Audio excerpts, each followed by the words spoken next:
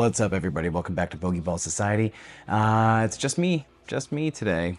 Not for the whole episode. Don't worry. Your ears will get a break from the dulcet tones of Mr. Matt. We have. It's probably our most dramatic episode to date. It's just a good old-fashioned intervention, filled with love and concern and some barbs. I mean, I'm not gonna lie. Some of the things were a little hurtful, mostly to me. But I really, honestly, I set myself up for it because I'm such a big, open-hearted soul. Anyway, doesn't really matter. Enjoy. I'll see you on the flip side.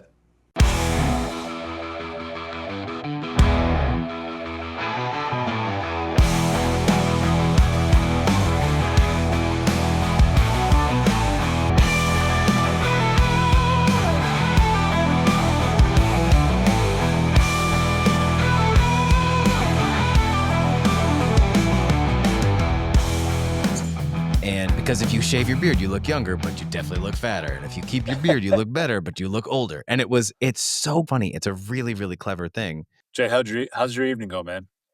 It's good. The state of the school meeting was 2 hours long, which is a long state of the school meeting for a very small Catholic elementary school. But it's a state of the nation meeting. Very close. Yeah, it's a Catholic school. What do you expect? You don't get a lot of standing up and applauding, and then sitting down, and then standing up. Just sitting. I mean, it is a Catholic school, so just sitting and applauding this time. This meeting as a left-handed person, Jason, just do they allow left-handed writing in your Catholic school? Do they allow? Well, we're not in the 40s and 50s anymore. Right? Yeah, we talked about that. Yeah. They did that to my dad. Do you not remember too, this, right? Matt? Oh, yeah. I still can't. Okay. I do, but I'm going to put this back. Look at, in stereo. That's exciting. Right. Think of all the clubs at Golf Galaxy you could actually hit if someone had just fixed you when you were younger. Exactly. I know. Yeah. It's not fair. When my dad went to Catholic school, they could hit him across the hands with rulers. It didn't fix my dad, though. He signs right-handed, but he still does everything else as a lefty. So, do the nuns know? Should we tell the sisters? If there's any around, God bless them. So that was the long part of the night. I know we weren't going to do this. This is the good part of the night. Come on, look how beautiful that is. It's okay. We can slip this one in. Yeah. So we are still in the plastic. We are going full screen on this, just so you know, right now. There's no crack here. That's very nice. Beautiful. Just Clark. I wish I had put plastic on your broken head and sent it back to you. Yeah, that'd be really, really funny. They just crazy glued it. Let's teach this guy a lesson. Right. A little note that says, use a taller bay, dumbass. Yeah. Be shorter. No, that I have decided if I ever go back to the place in town, and it is a very strong if, I will leave all of my fairway woods at home. They will not come with. It'll be irons only.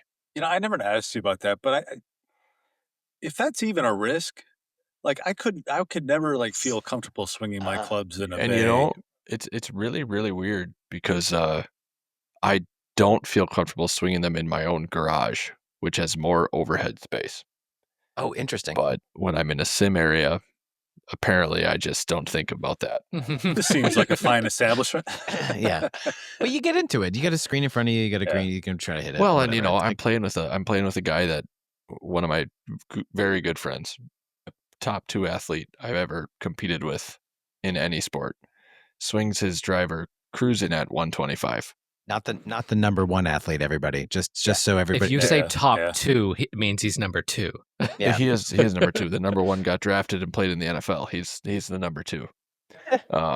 But he cruises at 125. So I'm watching him hit driver with a 330 carry, and it's like, okay, I got to keep up at least a little bit. Cow, yeah. No, I'm not kidding. This guy's the best. So that's amazing. I'll get off on a tangent. I'm not going to name him.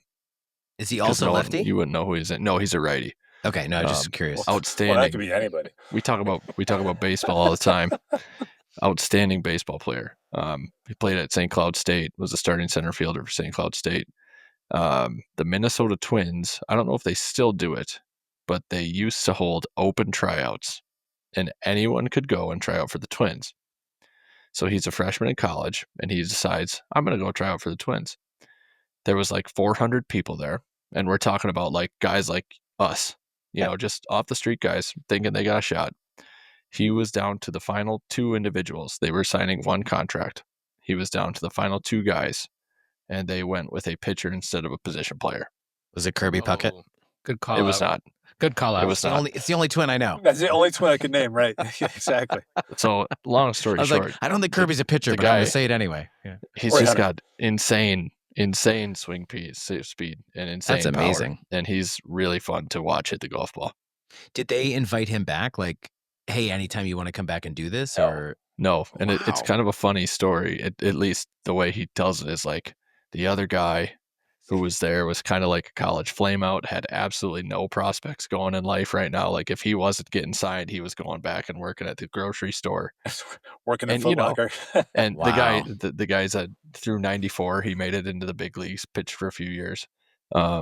Holy And then smokes. so they asked my buddy, what do Wow. you have going? And he's like, oh, I'm a freshman at St. Cloud. I'm playing ball up there. And they're like, yeah, good. Keep doing that. We'll keep an eye on you. And then he just never heard from him again. So he's like, if I would have just told him that They I might had have nothing signed me. going on, Right. maybe they would have signed me. The scene in The Princess Bride where he says, tell me about him. And he says, oh, sir, he's so sad. His wife at home, she's sick. He's got children. He said, boy, are you a terrible liar. So yeah, no, he's fun to golf with because he just pounds the ball. I mean, I've never seen it. Like, you know what it sounds like when a tour player hits it, like when the ball is just ripping through the air. It sizzles. Like, Yeah, that's what it sounds like when he hits the ball. amazing. It's a blast. You got a little Does he experience have, of that with Trey, huh? Yeah. Did he bring out the big dog? Do we have to watch your heartbreak on camera? Like, is this? Yeah. Yeah. So Mother Nature did not allow that round to happen. I was What a bitch. watching the forecast, and there was a chance we were gonna get it in, but the night prior, literally like tornadoes came through the area, and so the course was open, but there were still like 20 to 30 mile an hour winds, car path only, standing water on the course. Like, Yikes. that wasn't going to be my first round of the year, and I could tell, Trey wasn't really up for That's it a either. bummer. No, that's not fun golf. No. But you got a lesson in. I did get a lesson in. Yeah, great. Yeah. All right. But, So not lost. It's just Yeah. not what it could have been. It was a great lesson too. I think maybe now it's time. We should call the Bogey Ball Society podcast to order. You want me to- I got a gavel. Yeah. Here we go. Okay. We need to get serious for this one because I would have wore a collared shirt like Matt. Hold on, I'll put it up. Oh yeah, right. Matt even shaved for this one.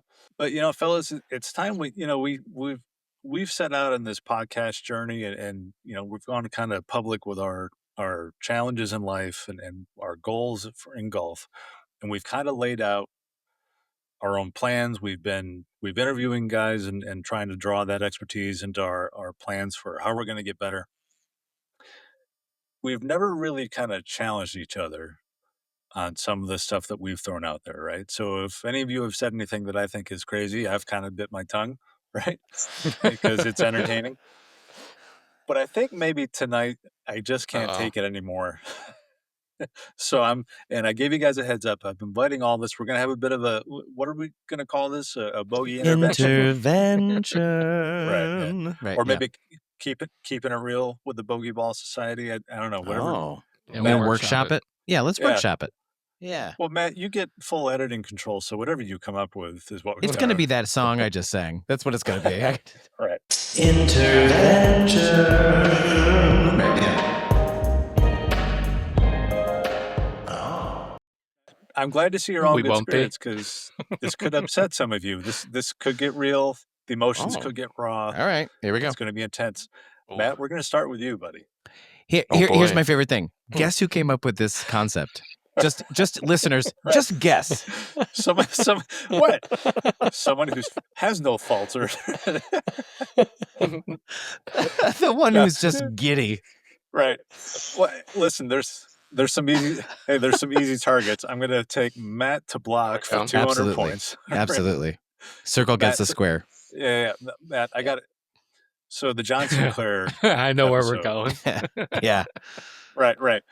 And he spoke to something that I got to tell you, like when I first heard about this from you, I was like, really? Okay. And you're getting results from him. But then like when possibly the world's top golf instructor got on the podcast and kind of took issue with your specs a little bit, he gave voice to. It made me feel very smart and encouraged me to come now and ask you. Here's the thing: your specs on your irons that are fit for you are 4 degrees upright, right? And That's correct. you've explained to us that you're getting great at contact. Kind of your turf interaction is centered, Mhm. and you're hitting your irons well for these rounds. I think what John Sinclair was kind of telling you though was that your clubs are fit to your faults, and you might be masking faults that you're not going to improve from if you keep rocking irons at that set. So why not bend them a little more flat, not even standard, but like why not go to like 2 degrees and do the work of bringing the wear pattern the way it ought to be, and then you know what I mean. Like, are you Sure. are your specs masking your faults, or are they going to actually serve in the long run? Do you risk preventing you from getting better? Does that make sense? It does make sense, and I don't know the answer to that. All I know is that I went for a fitting, and it was a genuinely fantastic experience across the board.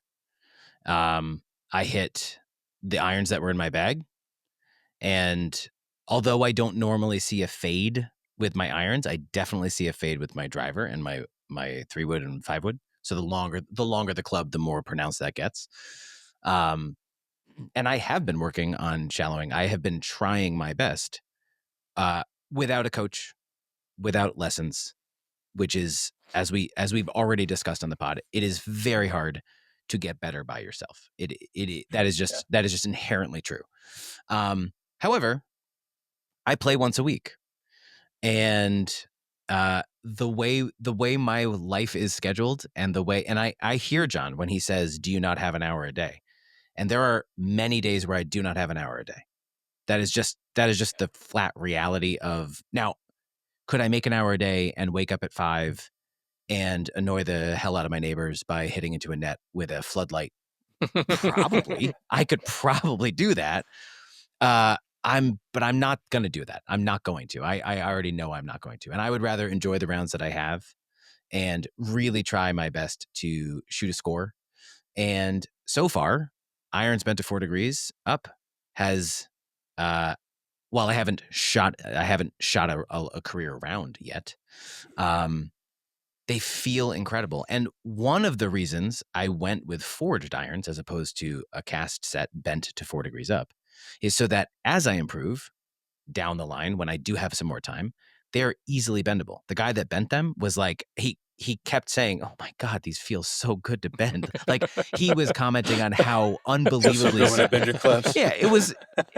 Listen, we were in his truck. It was very weird, and it was a little awkward. I'm not Let gonna me bend lie. another one.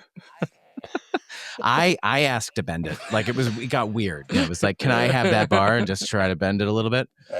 But the reality is I don't have a lot of time. I don't have my Fridays, which is when I golf. Friday I work Sunday to Thursday. So my Fridays is my golf day. I can either take a lesson or go play. And right now my mindset is I would so much rather play than go take a lesson. And at some point I will add that in. That is one of my goals for the year. It is one of the things I've already in contact with the guy that's my local guy. Just trying to set up a time to make that first one. But so far the results are very promising. And like in talking to, so I also understand that there are certain schools of thought on it. So the guy at the fitting was like, more people could benefit from upright irons than expected. So the standard on irons is either 2 up or 2 flat, right? So it's somewhere in between there. Yeah. And he was saying that more and more people are realizing that upright irons make the game significantly easier. Does it make their swing better? Maybe not. But does it make the game more fun to play? Yeah. So, Sure. I'm not in a place where I'm playing 3, 4, 5 times a week. And if I was, I would probably bend them a little flatter and try to work on getting more consistent contact out of the middle. But with them 4 degrees up, I'm hitting the middle more often than I ever have before, and the ball is actually going in the place where I'm aiming, which is really delightful. Okay, so yeah, I hear all that. I don't discount that.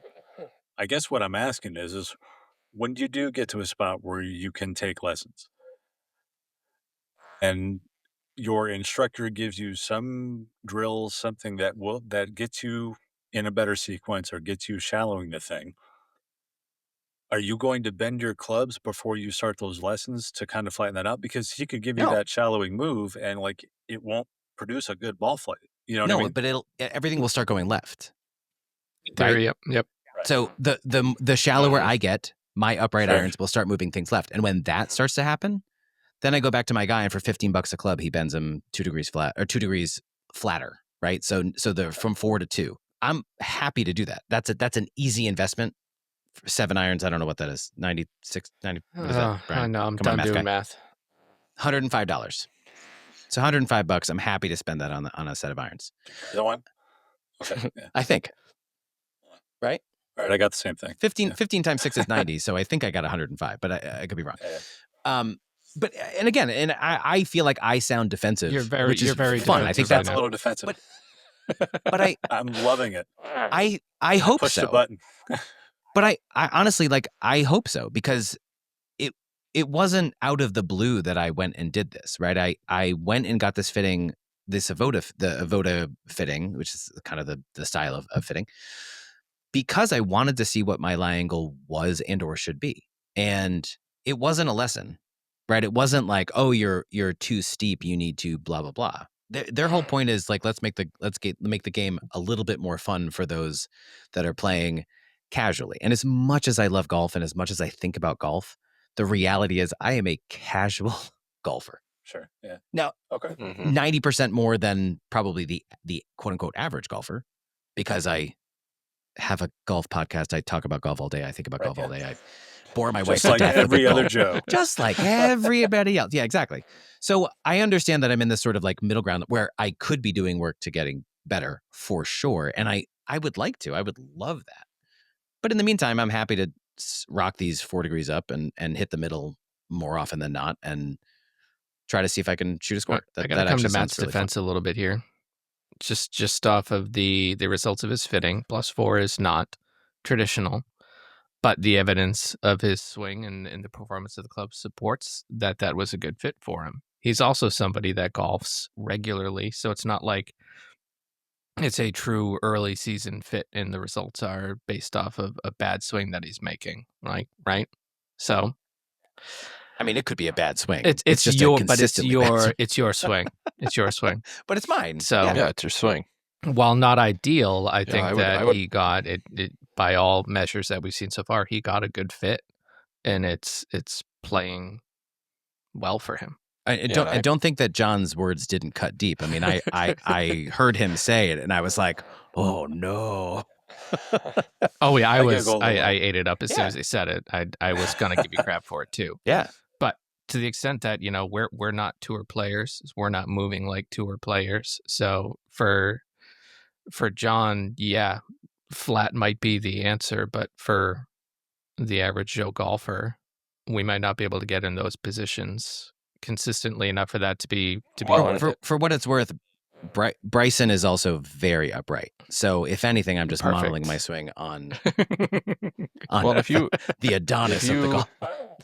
If you walk up to a golfer if you walk up to a golfer on a driving range and you just say nothing else to them, but they're hitting everything for a righty, it's all going right, and you walk up to them and you say, hey, if you give me that club, I can give it back to you and it'll go straight. Are they going to say, nah, I'm just going to keep doing this until I figure out what's wrong with my swing? Or are they going to say, hell yeah, take my club and make it so that I can hit straight? I see both sides of the argument. But if I can play from the fairway and not the trees and have fun, I don't care what you do to my clubs.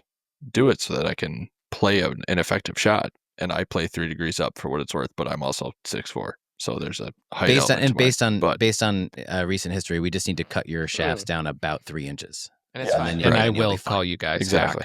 hacks for playing upright irons. It's fine. I'll support you, but Absolutely, I'll also it's fine. make fun of you.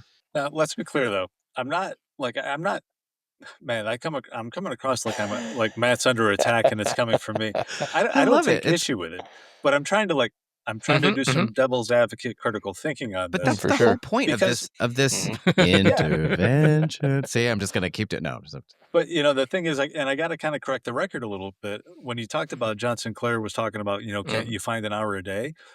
If you listen to that pod, it wasn't an hour a day. It wasn't. he He did, talked about yeah, yeah. 20 minutes a day because his point was like he doesn't have his tour pros do something for longer than 20 minutes because the attention span's not there. So and I was going to get to that point kind of that at the end of this pod. My biggest takeaway that I loved from that episode was like the four of us have been doing this, not woe is me, but like, we've got jobs and we're dads and we're husbands, so we're just struggling to find the time. I'm loving that John Sinclair is like kind of not willing to accept that excuse. It's like, hey, you can still make you can still make improvements. Maybe not monumental improvements, but you can make incremental improvements. So I'm just saying, food for thought, Matt. Maybe down No, to 3 degrees and work Yeah, on yeah. a drill for 20 minutes. You know what I mean? Sure. It's totally. something to And consider. honestly, it is entirely possible that 6 months down the line, I'm like, this is too upright. I'm not seeing the results that. But I also want to give this a chance. Part of the reason of doing that fit was taking I took a Friday. I went and did a fit. I didn't play golf that day. It was, it's not in lieu of a lesson necessarily, but it was an experience of trying something new. And I was willing to build those to, if he had said 3 degrees flat, I'd have been surprised, but I'd have been like, okay, let's try that. It wasn't. It was the opposite. And I was very surprised. I mean, I was in 1 degree up irons. I thought maybe 2. I certainly didn't think another 3 degrees, but I mean, so far the results have been very good. So while I do hear the idea of like, yeah, if you had an hour, you could do 3 20-minute things, or if you had 40 minutes, you could do 2 20-minute things. Super valuable. I mean, I have been like putting at night, like even his thing about like you get the. I love that he called it a putting stick. Yeah. That really made me happy. But like I've got a little rollout mat in front of the TV, and like I've been doing that, and it helps. Like it really, those things do help. It is absolutely true. But I do believe that without instruction and without somebody way smarter than me in the golf swing, I'm just hitting balls to hit balls. Like there's no real, unless I'm working with somebody on Skillest like Trey or not that Trey's on Skillest. Is Trey on Skillest? He got No. off Trey, Skillest. he was on Skillest, but he's not anymore. Yeah, he's kind of doing his own thing now. Yeah. But yeah, and again, that's another thing that I'm super interested in. Just haven't pulled the trigger on that yet. And I'm sure they will be like, your irons are 4 degrees up. Okay, let's fix that right now. Right. Yeah. But again, I hope that it comes across that I am very willing to bend them flat and eager to when the time comes. It's just not right. No, It's just not how right this now. comes across is this intervention was unsuccessful. You don't recognize you have a problem. So let's move on. Perfect. We can move on. Like, does anyone else want to go? Because I got something for all of you, but I don't want to be the for like. Sorry, bleep that out. Yeah, Can we you- have can we you have a edit that sounder out so for I don't that. get in trouble. We have Yeah. a birdie putt being made. That's Yeah, right. yeah, Isn't that, okay. isn't that- Either isn't that what or we Matt will settled just on? sing intervention. Yeah, Yeah, that's fine. Watch Hayes' head explode. Right. I don't want to be the only big jerk for the episode, although I got more. So shall I pivot to? Why don't you do another Yeah. one, and then we'll lob some back or Yeah, and I'll soften it. I'll be a nice guy with this one. Brian, I don't like your face. Did you? Yeah, thank you. Yeah, Right. I thought that was very gentle, Hayes. I didn't think that was very like. Brian, the sound of your pee when it hits a urinal, it sounds feminine. No, Brian, actually, I don't have much for you. The one thing I was going to tell you that I can't remember which episode it was, but you talked about like, I'm the guy that's not going to bother with lessons because I watch the ball and then I go from there. And I get that. But yeah, there was kind of like this. Yeah, and I know you didn't say it, but it was kind of like this Ben Hogan dig it out of the dirt vibe that I got. you know, and I'm like, well, you're not Butch Harmon, bro. You know, maybe you should get a consult a professional.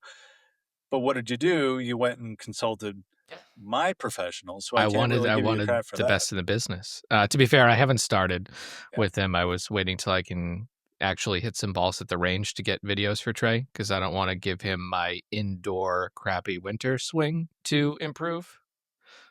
You know, Yeah. you know what I mean? Yeah. But it was actually Trey talking about coaching people that have that external focus and having drills for that. That kind of was a light bulb moment that, okay, maybe there is a good way to go about this and see if I can make some mechanical adjustments in my swing to work there. But it's more of just like, I generally hit the ball straight, so I feel like I can't be that far off. But at the same time, I feel like I'm leaking speed. So, Matt, I play my irons 2 degrees flat. So Oh, yours is I too flat. generally hit it I have 2 flat. straight. Yeah, a quarter Really? short and 2 flat, I'm only 1 flat. and my wedges are Okay. 3 flat. Yeah. Part of the reason I bent my irons so much is so that Brian can't use them when we play together. Well, and Matt, we were supposed to get off the subject, but I forgot to mention this too. We went back and forth on our lab fittings. Oh, his irons putter are 4 degrees up, flat. but your putter is super. Yeah, See, 5 degrees. So like 5 degrees flat. But however, because that's just how I like to address the ball. You're that has not nothing under to do. attack, Matt. It's okay. No, but again, that's not me making a full swing. If I was making a full swing, I'm sure it would have to be 81 It degrees. would have to be an illegal putter. No, but back to Brian. Brian, like honestly, man, you know, it's tough for me to pick on the low handicap of the group here. I think you're doing good. Have you been able to stick to some sort of workout routine? Yeah, You were skiing a I've been lot. focusing on mobility because my elbow was hurting me. Thankfully, not when I was swinging, but I did something outside of the elbow was bothering me. Like if I tried to do a curl, I could feel the tension, feel the pressure there. Really? Like your lead elbow, your left elbow. Yeah, and so it didn't really bother me swinging, but I also feel like I was kind of trying to protect it a little bit, almost chicken winging a little bit for the first couple weeks of the indoor league. But actually, today's the first day that I feel like it's free and loose again. So I'll get back into more lifting, but I've been trying to do mobility stuff because every time I reach down to touch my toes, my back cracks in about 14 different places. So if Hey, you can touch your toes, man. If I followed the 20 minutes a day advice, I'd be spending the first 15 stretching to get into a spot where I could swing the golf club proficiently for 5. So that's what I wanted to work on. I will say, I'm just going to pivot off of that idea of like I have an hour break, and I think I have let that, like, I only have an hour break and it's going to take me 20 minutes to warm up, and then I'm only going to have, what am I going to have, 10 minutes before I get to take the net. Like I've for sure let that get in the way certain days of like, I want to go hit some balls into the net. But the idea that you can get 20 minutes of really solid practice in is a very, very important thing to remember for me, because I have the tendency to be like, but if I can't hit balls for the full hour, what's the point? But like, that's not, you don't have to do the thing for an hour. You have to do it for 20 minutes or 15 minutes of really targeted. If you're working on your short game, you're working on whatever. And to be fair, now weather's turning here in Massachusetts. I can almost get my net set up outside, and if I do end up taking that 20 minutes, I don't need to get totally stretched out to go practice wedges for 20 minutes or a half hour. And I can do the putting no problem for 20 minutes. Like, am I going to be working on my driver in those 20 minutes? Probably not. I want to be seeing ball flights or something for that anyway, and feel like I'm at a good spot, loosened up, ready to let it rip to take advantage of that. All right, Brian, you're far too calm in your responses. Can you heighten it up a little bit, get a little more defensive? Sort of what I was doing. It's a lot more entertaining. I didn't have much for him, man. I mean, nobody's gonna. Brian's doing it right. You said he peed sitting down. I no, mean, that's I feel not like, what he I said. feel like no. Is yes, it is. No, nobody's gonna. You guys get the movie quote, right? Yes. The other guys. Yes. What's that? Yeah. Thank you, Mark Wahlberg, Will Ferrell. Oh, You haven't seen that one? You missed the movie quote. Oh, that's. That's I a don't know what shame. you're It's talking about. quality. When just pay The other attention guys? when you listen to the pod when you're editing it, and you can go back and. All right. I figured somebody was going to come after my 4-iron, so that's what I was getting ready to be defensive about. No, never. I thought you were Right. going to say, "Can you?" I Keep thought it. you were going to like, dude, really? Are you still using a 4-iron? What is this, 1980? If I hadn't seen you hit it, I might give you a hard time about it, but I've seen you pull that off. And pretty well, actually. I will say after hitting the 5-iron as well that they make a 4-iron in the set, I actually pondered briefly. I could just build a 4-iron. That sounds I don't know what I would use it for because the 5 segues really nicely into the 7 wood for me, but I've got a 4-iron in the PXGs. It's the XP, so it's, Mhm. like the driving iron, not right? quite that kind big. of, mean, yeah. It's, right? No, No, not but it's- as size wise, but like what there's you would plenty use of it help for. in it. It's a Yeah. bigger soul, but it's actually out of the bag, and there's a 7 wood in there because it's, I went for uber, ease of use. The 7 good. wood. I It's will so- never not so bag a 7 wood. I- I love that club. It's magic. I use the 4-iron because every hybrid that I hit ends up going left. Even the ping at like 3 degrees Oh. flat, the way I swing it, it tends to go hooky. You should try it 4 degrees up. Just really focus on cutting across it. It'll just do a Yeah. It'll do Yeah. a 360. So I and use it'll the go off 4-iron. fairway. Well, then you just the Caddyshack. You just aim. But I want to try a 7 wood this year. Right. That's in the docket to be something that I get in the bag at some point. Because I'd like more height on that shot. You've said shot. that before. Got it. Yeah. There it was. Yeah. Just Mhm, clarifying. mhm. Yeah. What? Yeah. Hayes and I were both there. Hayes and I were on the Speaking same of being page. defensive, Brian. Jeez. Jay, Jay. my only intervention for you, but I think you're too hard on yourself in agree the with golf that. game, man. Oh, I- without question. That's in every aspect of my life, though. I've heard You're you a say tall, some handsome, successful person. well, let's not get carried away, Brian. Let's What I'm saying, not get carried away. We're talking about Jason. yes, Brian's talking about Jason Coughlin from Wisconsin I'm Golf Course. sorry. Yeah. Got I thought it was the Yeah. other Jason on the call. Jason, do you remember when we had Trey on and he talked about the book Burn Your Goals? Yeah. I've heard you use some pretty direct language about like if this next season I'm not shooting these scores, it's a Oh, failure. for I sure. remember, saying stuff like that. Mhm. I know you're a golf nut, and I think you are enjoying the training process, right? Like I hope you're embracing that part of it. Like it's fun to be working on your swing, right? Because I don't want you to be in a yeah. situation where you're like, I posted a 91 today or whatever. You're just not within those goals, and you're all we can't get you to get back on the podcast. And when you do, you got a box of Kleenexes, Because I threw all my Yeah. clubs in the pond at the course. right. Or you went back in that simulator bay and just smashed them in the ceiling, Mhm. On Yeah. purpose. Take out some Right. aggression. I picture like Gandalf walking into the Frodo's house. Is that what it's like for you to go into that simulator? That's great. And every stairway I go down, Yeah. very similar. Yeah. But what do you, I mean, would you say that's fair, or are you? Oh, Am I yeah. just reading too much into a few statements? No. I am. It's settled down a bit as I've gotten older, but I am and have been hyper competitive, Sure. and it doesn't matter what it is. I mean, I'm talking like bar league sand volleyball. I would get hyper competitive and be mad if we lose. And self criticism, I am definitely very hard on myself. And there's no background behind that. I think it's just how I've found myself to be wired, where if I don't do what I think I'm capable of doing, then it is not a success. Now, I can't say that about the training process this winter. That's been fantastic. And actually, that's been a bit of a challenge here recently. I was looking earlier on my phone. I have not completed a foundations workout for foundations and stacks since February 17th. Now, we had a trip to Florida the week after that. And then we got home and I did, over the course of 2 weeks, I did 2 of the return to form workouts. And then we got a stomach bug in our house the day I was going back to foundations last week. So that's a bit of a mental struggle right now because I've made really good progress. And it's at that tipping point that people will reach and that I know very well as someone who works in health and wellness, where it's like, I just did all that work. I haven't done anything in a long time. Is there a point in going back to it? Now I know that there is, so I'm going to.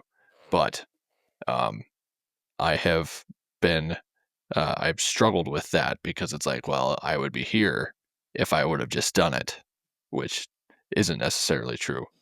And the same could be said for my skillest lessons. I've put a lot of work into that to this point, and I still at times think, boy, I could have done a lot more already.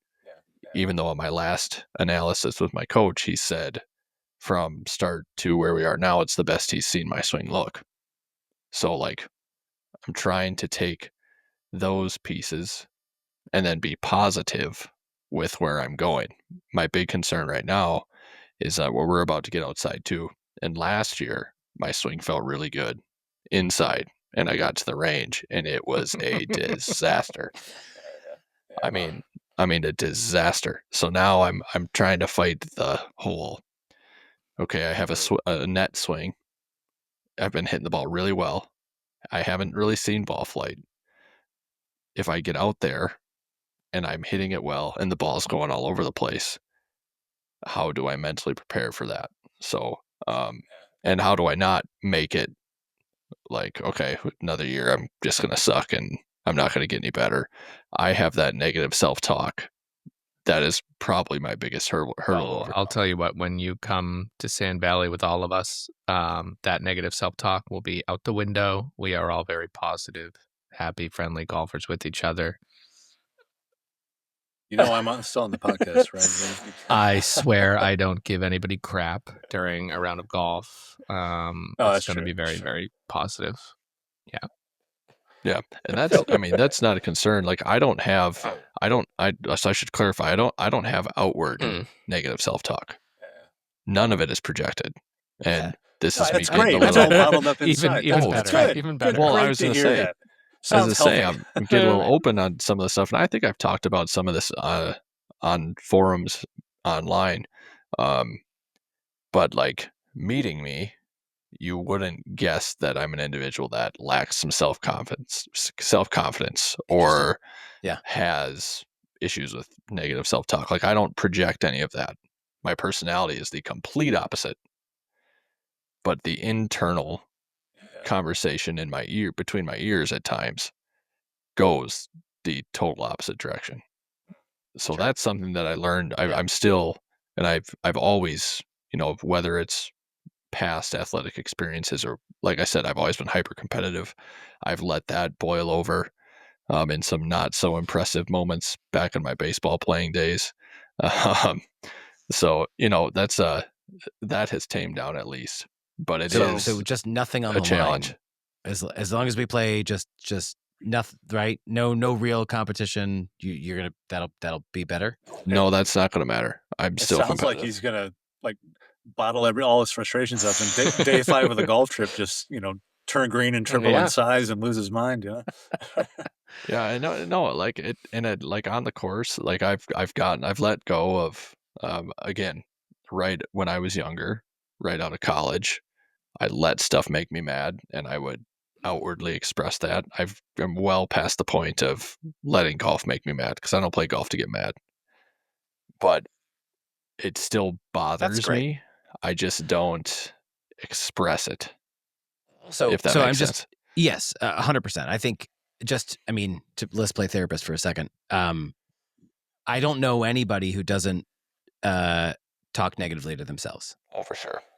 Like literally, I've had this conversation with a lot of people because I actually said it out loud the other day to somebody, my wife or somebody I was talking to. But basically, I was like, if I heard somebody talking to a friend of mine the way I talk to myself, I would fight that person. Like I would be so angry, but like, you can't talk to them that way. And yet I think we all have that ability to just like cut right to the bone. But I will say, I know we're not talking about rounds necessarily, but I did play this past week, and it was this Jekyll and Hyde round where I had like a couple of just terrible blow up holes, and all I could do was laugh because I was so mortified at what was happening. Like, and I made a 38-foot birdie putt, and then immediately went to the next hole, hit a perfect drive, flubbed the chip, and 3-putted for a double. And I was 65 yards from the pin after my drive. Like I cut the corner perfect. It was perfect.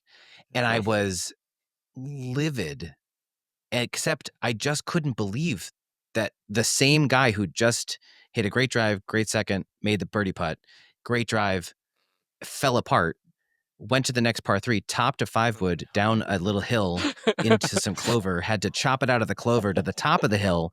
I still had, it was a 220-yard par 3. I still had 180 yards on my third shot. No, sorry, 145 yards, not 180. 145, knocked it on the green and 2-putted for a 6 or a 5, whatever it was. And I was laughing out loud. And the guy I was playing with, who was significantly better, it was a 2 or a 3. And he said, I gotta say, I love your attitude. And I started to laugh even harder. And I was like, well, what can I do? Like I'm the bad thing, probably right? because those irons were 4 It's not degrees the weather. It's not, honestly, the worst part is I didn't hit an iron. Like the irons were not the problem. I hit a 5-wood followed by a 7-wood. The 9-iron I hit on the green. And then driver, and then the wedge is not part of the 4-degree up set, and I flubbed that. So actually, the irons don't get any blame in this. But it's because they're so upright. But it was a very nice compliment. It was a very nice compliment in that the inner turmoil for me wasn't projecting onto anybody else, and it was I've definitely let that happen before, where like I'm like I can be unbelievably hard on myself, and I think. This is a game we're supposed to be enjoying and supposed to be loving. That's why we do it. And while I definitely understand the idea of wanting to get better and wanting to improve and being frustrated at the lack of progress, if I'm out there getting mad and like I've played with some people who are, throwing clubs and just, and I'm always so curious too. Like, how often do you play? And they're like, once a week. And I'm like, why are you acting like you do anything once a week? That's not that often. And you're paying for it. Like you're just paying to punish yourself. So anyway. But no, I would say, Hayes, going back to the initial start of this with, the 90s. And I remember the episode you're talking about, because I remember saying I wanted to consistently score in the 80s. And realistically, after that conversation, then it's like, well, that would be great. But consistently scoring in the 80s would put me into a single digit handicap, like right now. Fairly and low I'm not single digit I'm handicap not too. there Not yet. even just like a 9. So like, so I think it's more or less I'm going to try to shift the focus off of the end result of a round and try to look more at how many doubles did I have? How many double chips did I have? Did I hit good approach shots? Yeah. That kind of stuff. And is that someone's stomach or someone's it's my dog? dog. That's a dog. He wants to go out. Like on a date? He wants to go poop, Matthew. And there's nobody else to let him outside, and I'm trying to get him to lay down. And he's not. I'm going to take a timeout, gentlemen. Let him out. And you can all yell at me and whatnot. All right. Let's talk about Jay, Brian and his issues. Yeah, exactly. The only thing I have for you is not golf related.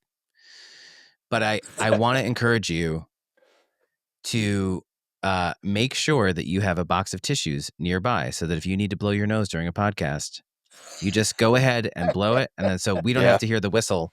Yeah. No, it only happened once, but it's still my favorite moment that's ever happened, because you know what's super funny is every time I'm on here now, it's all I think about. Am I breathing into the microphone through my Funniest nose? face to the mic. I'm not kidding. During the podcast, like I went back and watched it when I was editing it. I'm like, you can see me like listening. I'm trying to figure out what the noise is. I'm looking around. I was like playing with settings on and then I realized it, and I was like, that's fantastic. And then of course it didn't come through at all. Right. Because the audio gets cleaned up, and it was like then I looked like a jackass being like, hey, whistle into the mic much? Yeah. Nobody could hear it. That's legitimate. It did make me laugh though. Hayes, I have one thing for you, and honestly, it's not even. Oh, we're actually out of time. Oh, we're out of time. Yeah, that's convenient. That's convenient. What do you got? I'm not defensive. I hear you. So it's obvious that you work out.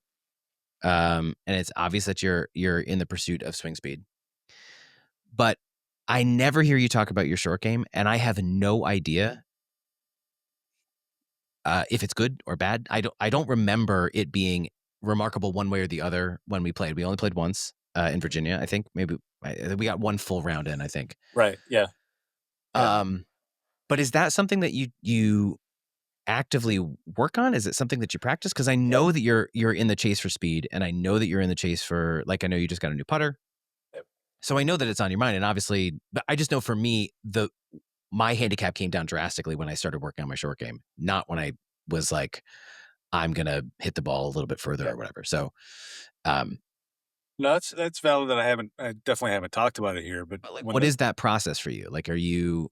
Yeah, so when the season opens here and the temperatures climb just a little bit more, I can spend some mornings. So my club is 15 minutes from the house, and I will go squeeze in some morning sessions before work, Oh, that's great.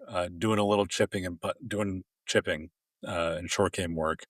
I have to be done before they actually open the range, so it's rare that I can actually hit like full shots. But I actually do quite a bit of chipping. In fact, I'm going to sound like a jackass now, but I think chipping's kind of a strong point for me. Now, that's probably because I'm not hitting as many greens as I should, so I get a lot of reps in chipping. But right? that's why I got better. Yeah. I mean, it was just by necessity because I missed just I mean, statistically, I was losing 8 strokes from approach, and I had to get better getting up and down. But do you? So then you're there in the morning. Do you play most of your rounds in the morning as well? Because like I find when I go off early, the wet, like the dew, completely changes the way the ball reacts. Oh yeah, compared to when I play later in the, like, even just at 10 o'clock when the sun's out and it burnt, everything's dry. So I'm going to get 2 basic rounds every week almost. I'm going to have like a 9-hole men's league kind of thing on Thursdays. Oh, that's great. And I'll have a Saturday or Sunday morning 18-hole round where 90% of the time I'm a single just joining up with wherever there's room on the tee sheet. Now, I say that, but that's all baseball season dependent, right? Yeah, So sure. between now, like my son's baseball season is going to start in about a week. Between that week and the end of June, all of that, is obviously put to the side if he I'm not going to go play my 9-hole league instead of going to his game. If they're in a tournament on Sunday, I'm going to his tournament. I'm not, sorry, Absolutely. Daddy's got a tee time. And then when his season's over, that kind of leaves me with July, August, September. That's when really get my rounds in. But my kids are actually, Clark and Vivian, they're also wearing on me to, get them to the course more for some, twilight rounds on, so So great. Oh man. yeah, I'm hoping to, and I'm going to have to get my reps in and have some time with the kids. Going to be a lot of twilight rounds, on weekdays when I get home from work, Okay. that kind of thing. Cool. Yeah. No, I just realized that, like, we talk so much about speed and the pursuit of speed and the pursuit of power and the pursuit of those things that I had genuinely no idea. I was like, you must practice it. I mean, it's such a big part of the game, but it's No, it's fair. Like, I mean, if my score was like a reflection of time spent in the weight room, like, see, I'm joining the tour, right? But unfortunately, there's more to the game than just trying to, get jacked and scare the ball off the tee, So, yeah. I if I maybe spent a little less time doing that and maybe took some of that time and put it towards like some sort of at-home drill, it might benefit my golf game a little bit more. But I mean, I like working out. I mean, it's something I enjoy. So, I just know that like the MLM now has like a chipping combine on it, which is, it's actually surprisingly useful. I thought it was kind of gimmicky at first, but I've actually found it to be really, like, you do have to, I do feel like it is a different, like, their 30 yard is different than the reality of a 30 yard chip. But Yeah. once you find it on the MLM, it's incredibly consistent. And if you can find that feel, and then you just tweak it for when you're actually at the course, if it's 5 yards further or 5 yards less or whatever it is. But Well, you know what I'm really excited about, and I'm getting it out here. So this is the Oh. stack radar. yeah, because they just did their wedges, right? Stack wedges Yeah. are now live on the Stack app. Mm-hmm. You've got to have this radar to use that feature. Which is Oh. a bummer for me because I don't have it. Interesting. Well, I do, Jason. So Yeah, I see that, So Hayes. I'm Well, excited. How come You've got all is the it just training because it's aids. more sensitive to that slower speed? I mean, I don't know exactly. I mean, it's essentially a PRGR with That's some a- additional features. yeah. Like it's got a Bluetooth connectivity, things like so, and maybe it's that part of I think it's the Bluetooth piece. Yeah, probably. Because I have a PRGR, but it's interesting that it wouldn't work with that, but it would work with the proprietary one. Well, I'll let you know how it goes, buddy. All right. Yeah. Mhm. I'm excited. Yeah, I'm looking All forward right. to it. Jay, you got anything for us? I really don't. You're too nice of a guy. That's the problem. We'd probably talk too much. And again, speaking as I'm the aspiring handicap. Like this will sound suck uppy and kiss assy, but I'm trying to get to where you guys currently are. So I really don't have. There's really nothing I can criticize that you guys are doing because clearly it has gotten you where you are, and that's where I'm trying to go. Now, there's probably some negatives I could try to pull out of there, but For sure. we Too just nice a found guy. out I keep those to myself, and I give everyone else all the good stuff. Jay's too I- nice a I guy. will- I don't struggle with that problem. I'm not a nice guy. Sorry. As somebody who was double digits not long ago, I will say that it comes in bunches. Like there's a thing that's or at least that was my experience, and it's been I've seen it in a couple of friends of mine too, where something clicks and then all of a sudden you're not fatting wedges, or you're not 3-putting constantly, or you're not like it's like a thing that happens, and all of a sudden your scores go down by 5 or 6 strokes around, and it's not even necessarily like you're trying to do it. It just sort of builds on it. I've been here before. I know this shot. I know how to handle this. I think I honestly, given the swing, because you've showed us some videos of your swing improvements over the last, it's like a month, 2 months. I don't know how long. 2.5 months. Yeah, But 2.5 months. It's pretty drastic. And considering you're not actually hitting balls on a fairway or on a range, you're just doing it into a net. It's pretty incredible. Progress is being made. It doesn't. It really. It doesn't feel far off, and it never felt far off last year. It just felt inconsistent. Yeah. And the goal with the skillist approach was to find out what about it is inconsistent, and how can we fix it. And we did. So there's 2 things that are now they're not fixed. It's a work in progress, and I think that'll be a big key for me when I get outside on the range, because I go to the range twice a week in the summer on my lunch breaks. Okay. So I have plenty of time to practice. That's awesome. It'll be taking the drills to the range and doing the drills and not just wanting to hit balls to targets and swing and, get through a bag and a half in the 45 minutes I'm up there.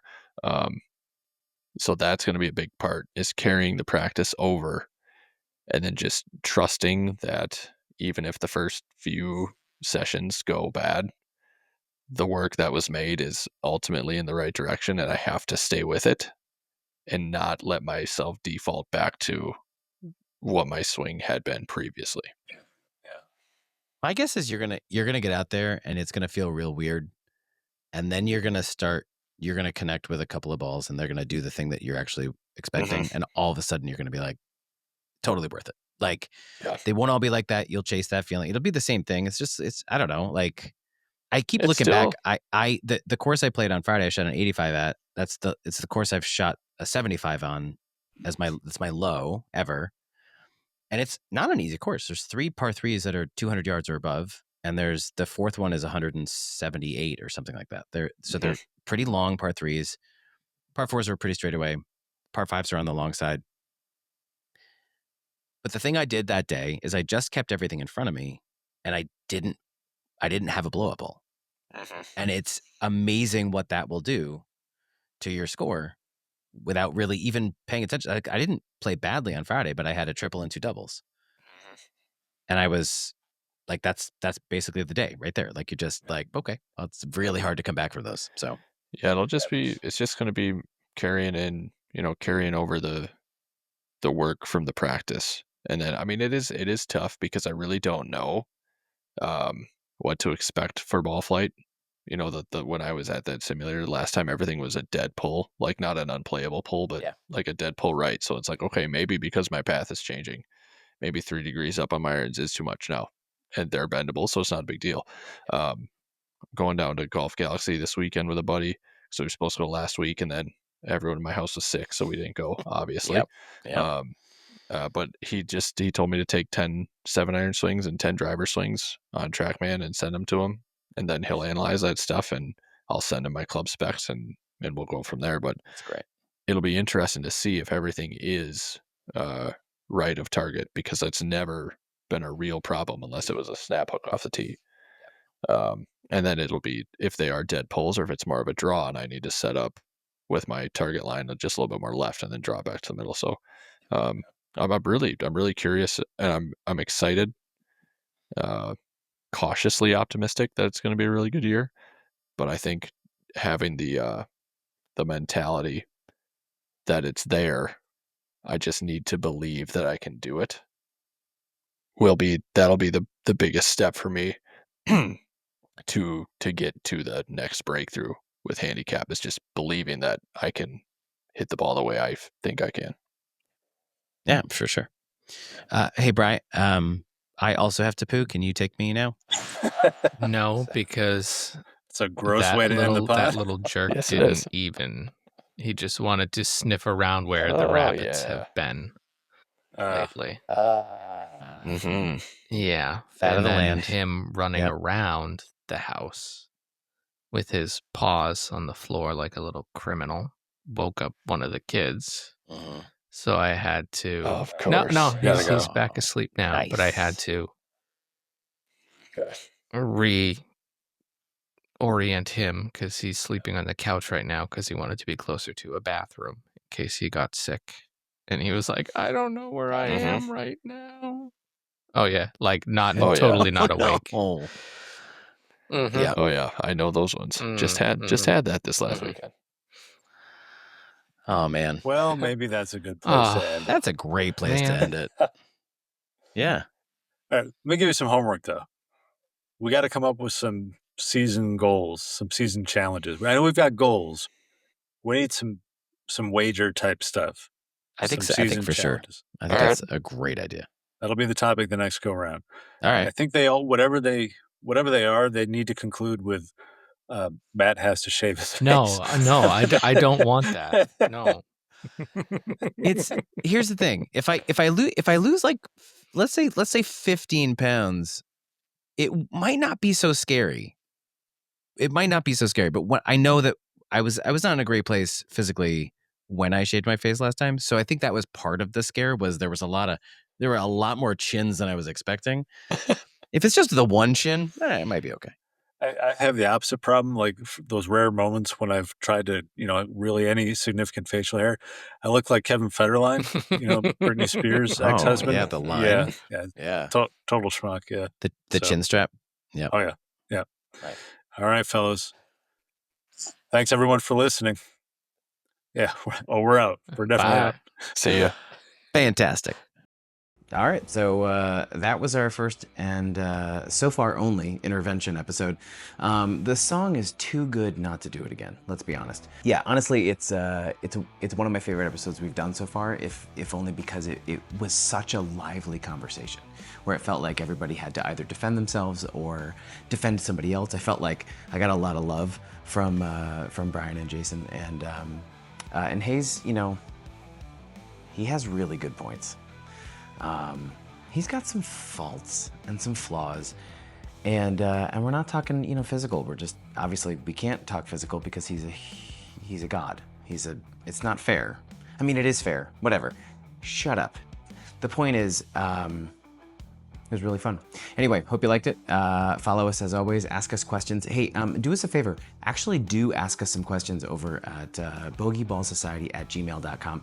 Shoot us some questions because we want to start doing some more mailbags. So hit us up with some questions, and we will do our best to actually make that a feature, a recurring feature going forward. So anyway, hope you guys enjoyed it, and we'll see you next week.